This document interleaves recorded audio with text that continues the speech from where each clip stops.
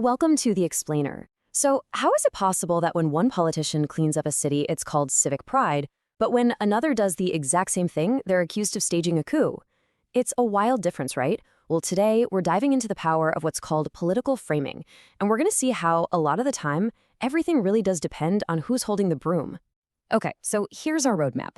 We'll kick things off with a tale of two very different cleanups. Then we'll unpack what this thing called a frame actually is. After that, we'll look at what happens when those frames harden, basically turning into fossils. And finally, we'll wrap up by looking at what all of this means for the rules of the game in politics today. All right, let's jump right in with this central puzzle. It's a real-world political riddle that, honestly, gets to the very heart of why things feel so polarized right now.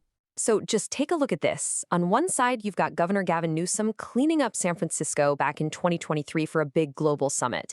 The reaction? Mostly positive, right? People called it savvy staging. Now, picture this, a hypothetical but very similar cleanup of D.C. in 2025, but this time it's led by President Trump.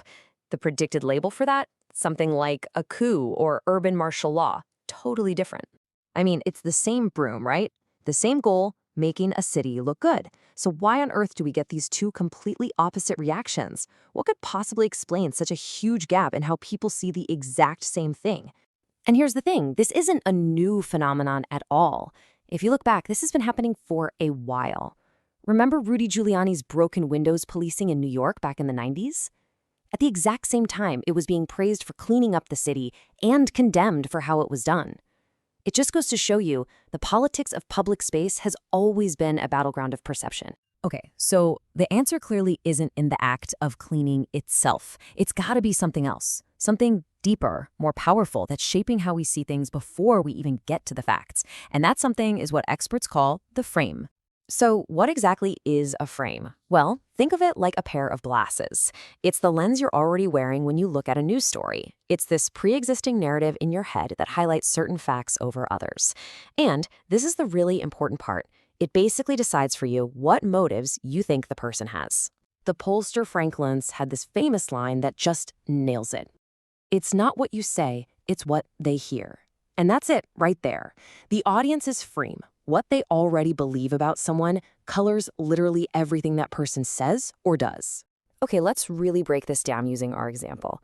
The frame for Gavin Newsom is, liberal Democrat, a known quantity. So his motive is assumed to be pretty harmless, just good optics for diplomacy.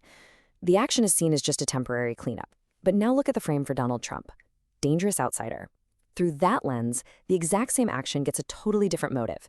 It's not about optics, it's ideological, it's about punishing his enemies. And the action itself, it's not just a cleanup anymore. It's seen as this huge existential power grab. You see, the person doing it completely changes how the act is seen. But here's where it gets even more intense. What happens when these frames stop being flexible? When they stop being just lenses we can take on and off, and they harden into something permanent, like a fossil. And that brings us to this idea of frame lock.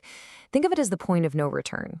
It's when the story about a public figure gets so cemented, so baked in, that basically no new information, no facts, no new events can ever change it.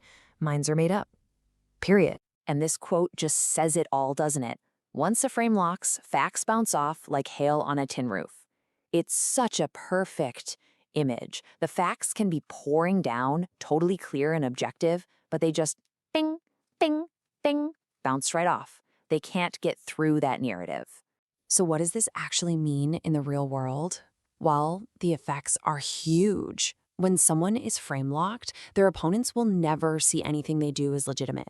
It doesn't matter what the policy is. If it comes from the wrong person, it's bad. And on the flip side, their supporters will forgive or excuse actions they would normally condemn because it's coming from the right person. We get to a point where who is doing something becomes way more important than what is actually being done. And this kind of bias pops up absolutely everywhere, not just with city cleanups.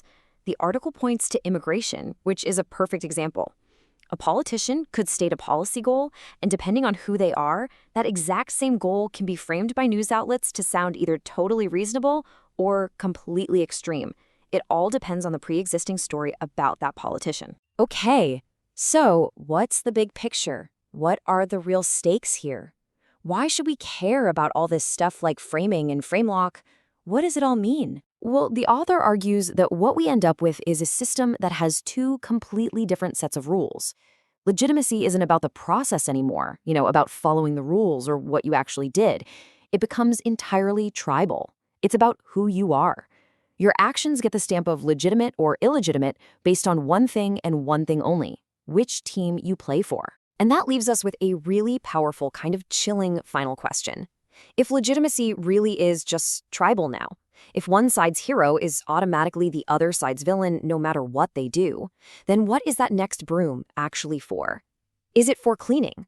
Or, in a world like that, will it always be seen by the other side as a weapon for conquering? Something to really think about.